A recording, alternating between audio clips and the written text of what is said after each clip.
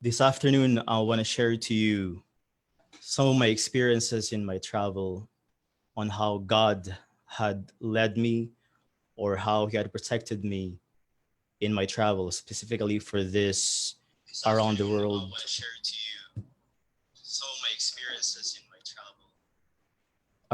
journey that I just had in 2019.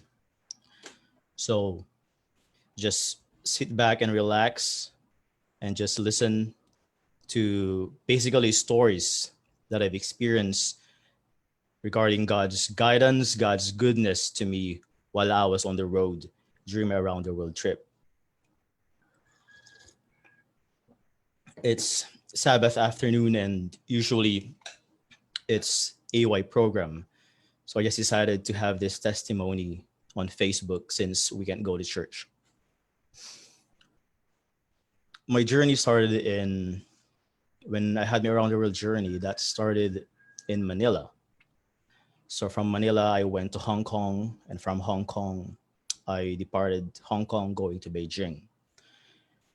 It was a solo travel, so it was quite fearful. I had no companion, it was just me. And during this trip, usually a lot of people are kind of scared of doing solo travel. And even though I did a solo travel a lot of times, but this was my first time doing an around the world journey. So it was quite scary as well, even if I've traveled solo a lot of times already. So to start with, when I was when I was in Manila, before I was departing for this major trip, I was constantly praying to God for His guidance, His protection, that this trip would be smooth because going around the globe is quite a feat, and doing it on your own, like what I've said, is there are a lot of uncertainties along the way that might happen. So I was constantly asking for God's guidance and His protection on the road, even when I was still in Manila. So from Manila, I went to Hong Kong, and in Hong Kong, I went to Beijing. From Beijing, that was my longest flight from Beijing going to the Americas. So I departed Beijing going to the Americas eastward, passing through the countries of Korea, Japan, North America, and then I landed at Tijuana for a layover. That this is in Mexico. So the journey was, I think that was 17 hours. It was really long and was really tiring. I had a short layover in Tijuana, Mexico, and I departed Beijing. Local time in Beijing was that was an evening flight. I think that was 9 o'clock p.m. And then I arrived in Tijuana. I just lost track of the time in terms of time difference. When I arrived at Tijuana, Mexico, that was already late afternoon, around 5 o'clock or four to five. So after a short layover, by the way, that was my first experience with bureaucracy, with immigration officers. And one of my concerns in this around the world journey is facing immigration officers because I was using a Philippine passport. And as we all know, it's not a very strong, very powerful passport. And I might stop along the way. So when I entered Mexico, we needed the visa to Mexico, but I didn't have a Mexican visa. I had a Japan visa in order for me to enter Mexico. So upon entering Tijuana, I was stopped by the immigration officer and I was asked a lot of questions. So this was my first difficulty with regards to bureaucrats on my journey. And I was really praying hard because a lot of my companions were already allowed to pass through, but I was left behind, and I was kind of brought to another office for more questions or interrogation. So after a lot of questions, and they asked me to show my documents, I was able to pass through the immigration. So that was the first guidance of the Lord. I was praying for me to be for me to enter Mexico successfully, and I was able to do it. after constantly praying while being interviewed. That was in Tijuana. So after a short layover in Tijuana, we flew to Mexico City, which is basically after Beijing would be my next stop. I will stay in Mexico City. I arrived in Mexico City at around 11 or 12. So upon arrival, it's my first time in Central America, and I was just by myself. I basically didn't know what to do. I had my hotel book already, but I didn't know how to get there. So when I arrived, I immediately went to the ATM machine, withdrew some money, and I took the. I first went to the airport to have the airport taxi bring me to the hotel, but apparently, as with all airport taxis, it's very expensive.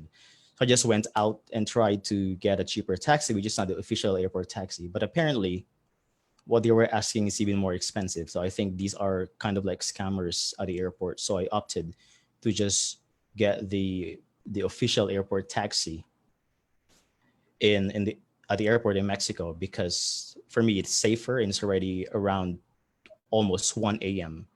in the evening, and it's my first time in Mexico City. And as you all know, Mexico City has this reputation of not being a safe city. So I opted to get an official airport taxi, even though it's quite expensive. So I was able to go to my hotel safely, even though I transferred from the airport to the hotel at around 1 a.m. And I can see we went to dark alleys. We passed by streets which basically there are no cars on the road anymore. But because I was on an official airport taxi, so I felt safe. So I arrived at my hotel, and I think I'm going to show you some pictures here.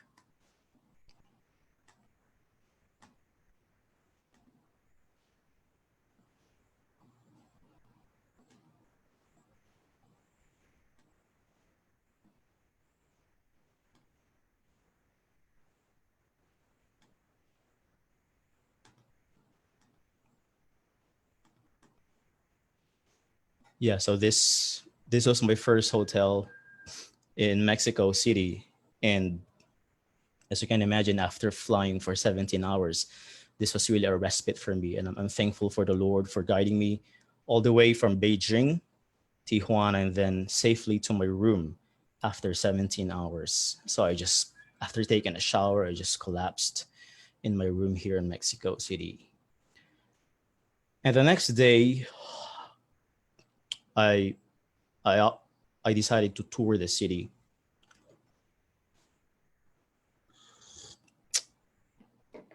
So I visited the city square, which is a famous tourist destination in Mexico. Is famous in on postcards, in movies. It's the Here it is. It's where the famous church and the huge square is in Mexico City.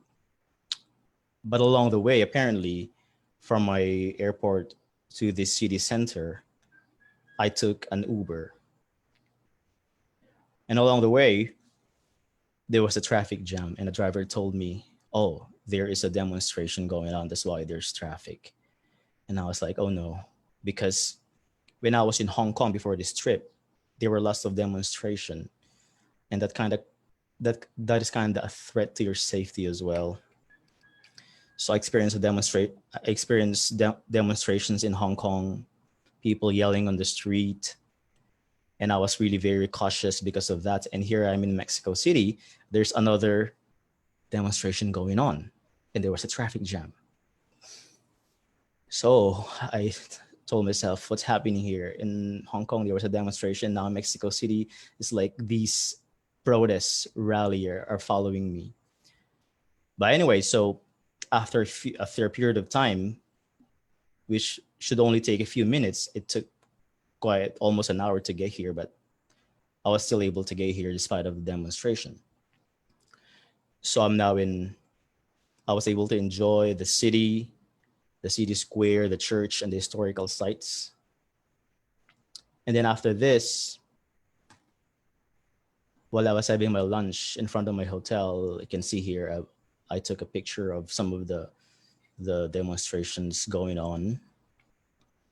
So apparently it's not just in the city center, it's kind of all over Mexico City during the time, because my hotel is far from the city center, but still I can see these demonstrations going on.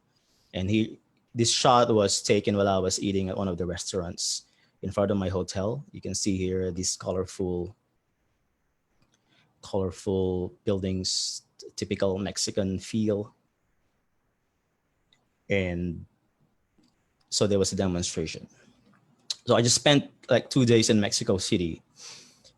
And this day was also my flight. I was on my way to Cancun. So after lunch in the afternoon, I took another Uber from my hotel going to the airport on my way to Cancun. And the hotel staff told me that there's a protest going on all over the city, and I should go to the airport as soon as possible, even though my flight is still in the evening. So after lunch, I just took an Uber or a taxi and went to the airport, because the hotel lobby receptionist warned me that there is a huge protest going on. So while on my way, the Uber driver, the radio was turned on, and he just told me that, oh, a lot of roads are blocked already here in Mexico City, so we might not be able to make it to the airport because the roads are blocked. And I was like, oh my, here we go again. There's a protest going on. The roads are blocked. I was on my way to the airport. So I prayed, I asked God for guidance, for protection, that things will go smooth, because I was on my way to another destination. And then apparently after a few minutes, the driver again told me, okay, I'm gonna stop here because I really cannot go straight to the airport. So I'm just gonna drop you here by the subway station. And I'm not comfortable taking the subway in Mexico City. I've taken lots of subways around the world, but this is Mexico City, and I'm not comfortable. But the driver said, there's no way we can go to the airport. So he dropped me at the subway station, and I took the subway. Here's a photo of my subway experience in Mexico City.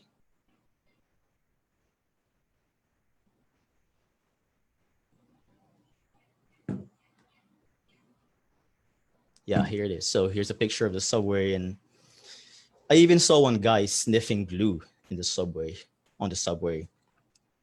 So that was quite an experience. But by God's help, I was able to make it to the airport. So from the subway station near the airport, you still need to walk. And along the way, I saw these police cars on the road, a lot of them because of the protest going on. And then I was just happy to be able to leave Mexico City at that time because of the huge protest going on.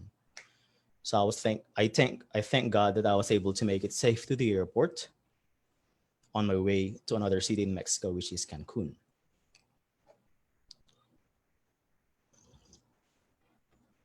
My flight to Cancun was a red eye flight. It was at 11 p.m. Supposedly 11 p.m. from Mexico City to Cancun. But because of some delays, the plane was able to depart at around, I think that was 1 a.m. because there was a delay. And I didn't think about this when I was booking my flights. I didn't think of my arrival times in cities, especially in cities in South America or Central America.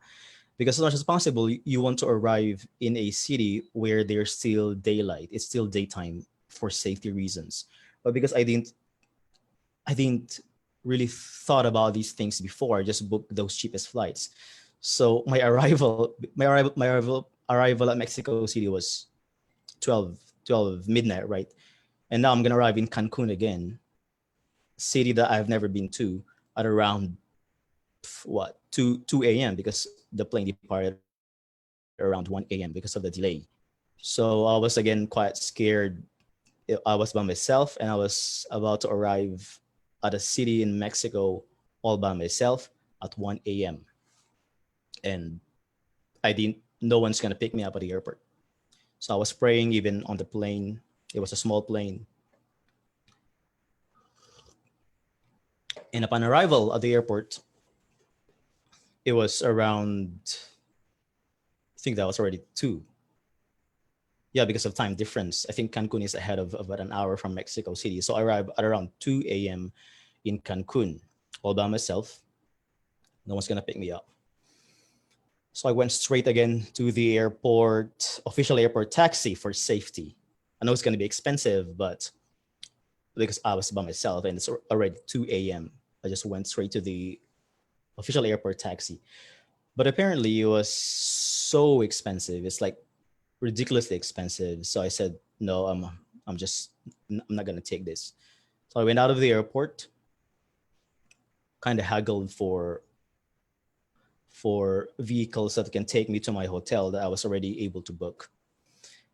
And there's this van who offered to take me to that hotel, but it's a shared van. So I just opted to take that van with some other passengers, and I was really scared. I think this the fear is just in my head, but even I think it's in general it's not dangerous, but it's just the fear in my head. 2 a.m. Cancun, a city in Mexico that you haven't been to, and you don't know these people, and you're in a van that will take you to a hotel that you haven't been to. So I was praying, and I tried to monitor the the transportation if he's going to the correct hotel. But apparently, according to my monitor, to my Google Map, he is going to the right hotel. So that kind of brought relief to me. So he dropped me to my hotel. It was in a middle of a villa. It went inside a villa. I didn't know it's a villa. I thought it's just a normal hostel. But then I was surprised because it went inside kind of like a subdivision, a villa. So apparently, what I booked was a villa. So after, and the owner didn't know that I was gonna arrive at the time. I didn't inform the owner of it. After lots of knocking and ringing the doorbell, I was able to enter the villa. So that was scary, but I was able to make it in Cancun. And this was the villa that, this was my accommodation, a villa in Cancun. And this was the breakfast the next day. And I was just so glad to be able to make it, even though I arrived at the airport at that time of the day.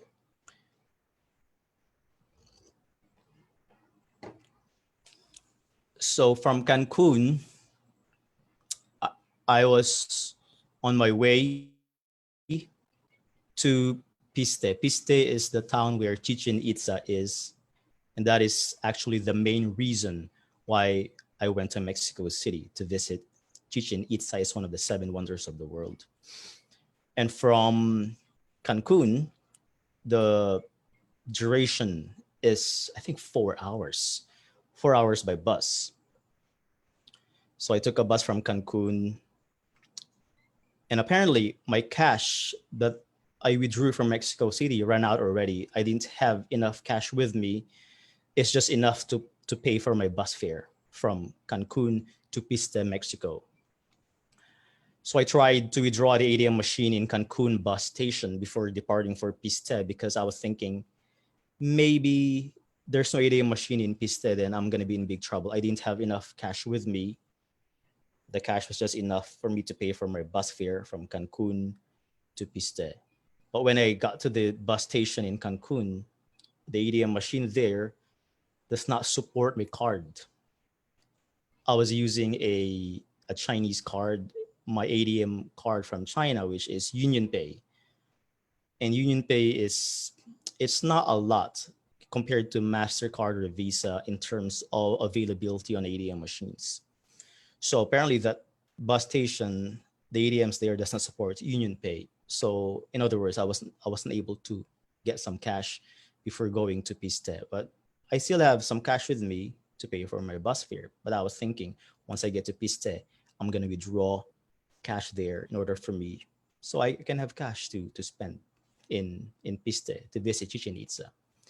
So I took a bus from Cancun. It was an amazing ride, by the way. It reminded me of long distance bus rides in the Philippines, minus the traffic, and the view is kind of like the Philippines. It's on a it's in the archipelago side of Mexico. I forgot what's the name of the archipelago. Cancun, Cancun, Piste, and along the way, this is the view. I took. I even saw one church, the Seventh Day Adventist church, along the way. Took a picture through my bus window, and after 4 hours, I was able to get to Piste, and I was able to reach my hotel, which was a lovely hotel near near the archaeological site, Chichen Itza. I arrived at around 4 p.m. And during this time, my first priority was to withdraw cash because I didn't have cash with me. So upon arrival, I immediately asked people there, the locals, if they have ATM machines at a bus station. Or that was not a bus at a bus stop because there was no literal bus station in Pista. It's a very small town. They said there's no ATM machine here at the bus stop, but maybe at your hotel there's one. So I took a kind of like a tricycle tuk tuk from the bus stop to my hotel, and I prepaid this already, so the hotel was paid, and I was just so happy to have this relaxing hotel after hours and hours of traveling, after so little sleep since my journey from Mexico City. So I arrived here. So I went straight to the ATM machine after showering because the next day I was going to Chichen Itza, and I had only 2 days in Piste. So this day was the arrival, my arrival. The next day was intended to tour Chichen Itza. So only 2 days. So upon arrival, I immediately went to the ATM machine, or I immediately looked for an ATM machine to withdraw cash because I didn't have cash with me, as in zero. And I asked the hotel lobby if they have ATM machine. No, they don't have at the hotel. But they said there's one at a convenience store near the hotel. So I was happy there's at least an ATM machine. So I went to the convenience store near the hotel. And that ATM machine there is not working. I think they were fixing it at the time. So there was no ATM machine, not at the bus stop. And the one near my hotel, they were fixing it. I didn't have cash with me. So at this time, I was worried again. I didn't have cash with me. I only have 2 days in in Piste to visit Chichen Itza, and I have zero cash. What will I do? Right. So I saw this tour advertisement at the hotel where they have a sunrise tour for Chichen Itza. Chichen Itza, by the way, is one of the famous tourist destinations in the world, and one of the I think it's the most famous archaeological site in Mexico. So it can get really crowded.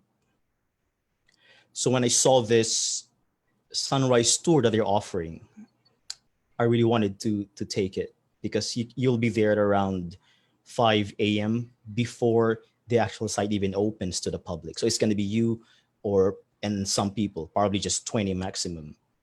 It was more expensive, of course, but I'm willing to pay for it because it's going to be an experience. It's just going to be you. But because I didn't have cash with me, I asked the receptionist if they accept my Union Pay card, if they can just swipe, and at least I can just pay using my card and be able still to experience Chichen Itza. But they don't accept card. He said, no, we don't accept card. We just accept cash. So I didn't know what to do. I prayed to God, Lord, help me what to do. I didn't have cash with me, and the ATM machine is not working here. And and and most ATM machines don't accept Union Pay. But beforehand, I researched that in Mexico they accept Union Pay, so I'm still very positive. But I didn't know what to do, so I just went to the lobby. I relaxed on the sofa. While I was relaxing, I thought of ways on how to have cash, right? And I saw some Chinese tourists, older, quite like mid 50s Chinese tourists, a group of them, and I have my WeChat Pay with me. And in China, we don't use cash. We just use WeChat Pay. Basically, a lot of most of our money is on our WeChat wallet. So I have my money with me, but I didn't have actual cash. So I was thinking, what if I go to these Chinese tourists and I'll send them some amount in exchange for cash? So I tried doing it. I even though I don't know them, so I went to them and tried talking to them, but they don't speak English. So I, with my little Chinese, I tried communicating, but because maybe they didn't understand me, so they didn't agree. So I was like, oh, what am I going to do? I don't have cash with me. So I went out after spending some time thinking of ways to do and praying at the lobby. I went out and asked for information from the locals, and they said there's one ATM machine. I think this is your only chance because there's one ATM machine at the archaeological site at Chichen Itza, which is from my hotel is about, I think it's about 3 kilometers, 3 to 4 kilometers from my hotel. There's a one ATM machine there, and I think that's your only chance because the ATM machine here is not working. They're fixing it, so you have to go here. You have to go to the archaeological site. So that was already, I think, 6 p.m. I flag a taxi and I asked him to take me to Chichen Itza. And during this time, it was raining, and Chichen Itza is already closed. But the ATM machine is located outside of the archaeological site, so I can still withdraw money, even if the main archaeological site is already closed. So I was in the taxi. We were on our way. While I was on my way to the ATM machine, there was quite a voice that told me I have to check my ATM machine, my ATM card if it's in my wallet. Normally, I don't do that. If you want to withdraw money, you just go to the ATM machine, and once you have your wallet with you, you're sure that the ATM card is there. But for some reason, it's like there was a voice who told me to check my ATM card in my wallet. So while I was inside the taxi, I checked my wallet if my ATM card is there. When I opened my wallet, the card wasn't there. So I panicked. I didn't know what to do. I I had two cards with me, but the other card for sure won't work in Mexico because it has no black strip. And this card is my only card that has a black strip behind that has cash. This intended for South America. So if I lose this card, then the trip would be a disaster. And when I opened my wallet, the card wasn't there.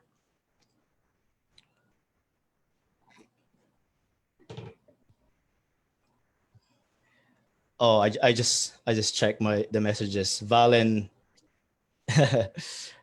yeah, Cancun, Tutsi, yeah. I'm gonna record later after this. So where are we now? Yeah, I checked my wallet and the card wasn't there, right? So I panicked. At first I searched my pockets and I searched the seat of the car, the taxi, if it is there. It's not there. So I asked the taxi driver to pull over. Pull over because my card is missing. And the taxi driver pulled over. So I took some time to search my wallet again, the seat, the back seat. Well, it wasn't there. So I said, can you please go back to my hotel because my card is missing and I'm going to check if my card is there. So while on the way, I was praying really hard, Lord, help me in this dilemma. My card is missing. Please, you know where the card is. Help me to find it. I whispered a prayer. I went back to the hotel. Upon arrival at the hotel, I went straight to the receptionist. I asked him, have you seen my card? My card is missing. And it was like, oh no, that's a disaster. I said, yes, it's a disaster. That's why I'm asking you if you've seen it. And I said, no, I haven't seen your card. So I was like, oh man,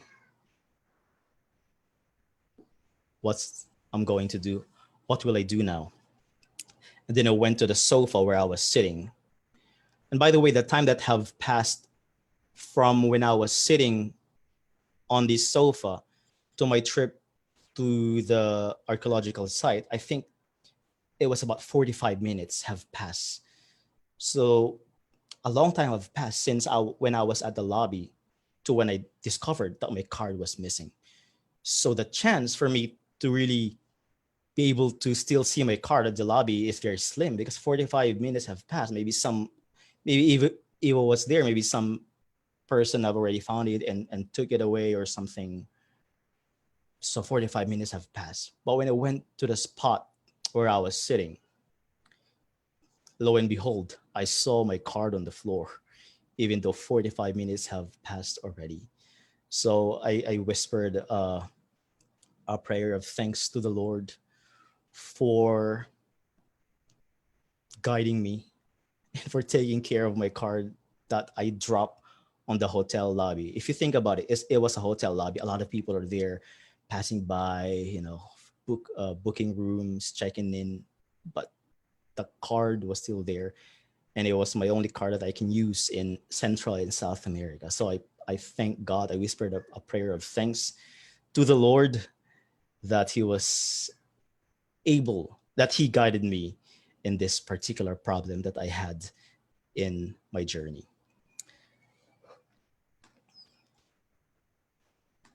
And because of that, the next day I was able to experience Chichen Itza. So here it is. One of my dreams to be able to really see this archaeological site. Famous archaeological site, one of the seven wonders of the world. And I experienced it before it opens to the public. Can you imagine? It was just me and probably 15 to 20 people plus our guide. It was very surreal. It was an amazing experience. We had a place by ourselves. And it was possible because of God's help in me being able to get my card back and me being able to withdraw cash to be able to pay for this.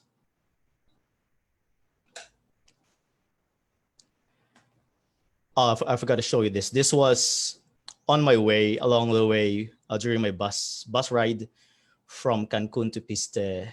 I had this authentic, what do you call this dish? Mexican dish made of corn. Oh man, they serve this in Mexican restaurants usually with corn leaf. What do you call this? Do you know what this is, guys? Let me search for it. It's made of corn.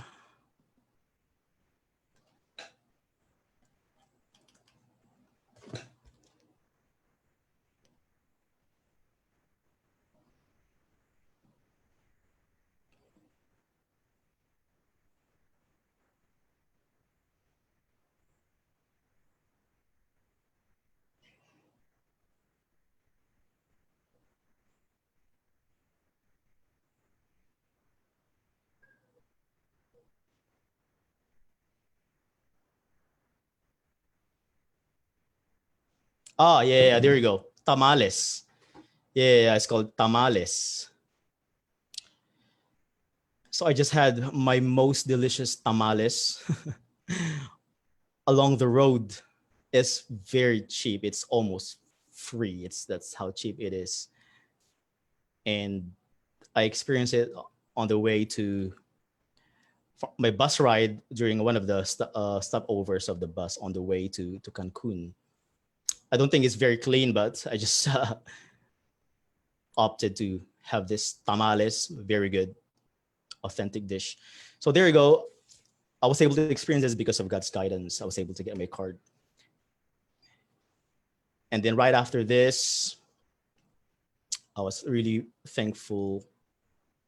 And my trip was very fast. So after visiting this archaeological site, I went to my hotel to just have some breakfast. And then guess what? I was on my way to the airport again. I was on my way back to Cancun. I hired a taxi.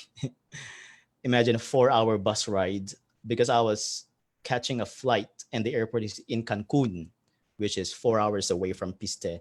So I hired a taxi all by myself, going to the airport because I have a flight to catch after visiting the archaeological site. And Miguel, my driver, is very nice. The people in this part of Mexico, it's an archipelago, peninsula. I forgot the name of the peninsula where Cancun is and Piste. What peninsula is this again? Anyway, the people here in this peninsula, they are very nice. My driver Miguel took me from Piste all the way to Cancun airport. So I was on my way. So I want to share to you this text from Isaiah 41, verse 14.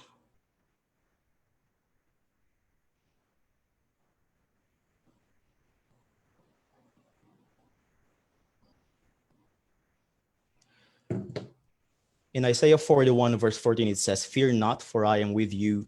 Be not dismayed, for I am your God. I will strengthen you. What? I will, why there's a double? I will strengthen you. Yes, I will be with you and I will uphold you with my righteous right hand." Isaiah 41, verse 14. So in my travels, I've experienced God's guidance. I've seen how his hand had led me. And this is just one experience. This experience, particularly in Mexico, this is just one. There are still a lot of my experiences, his guidance, his providence, and his protection. So for the next Sabbath, for the next Saturday's Sabbath, I'm going to share to you this the details of my travel in general, of my experiences of how God had led me. So for this Sabbath, it's Mexico. So thank you once again for joining me, and I hope that we will still continue. We will continue to trust the Lord, not just in traveling, but in general in our journey here on earth as we live while waiting for his soon return.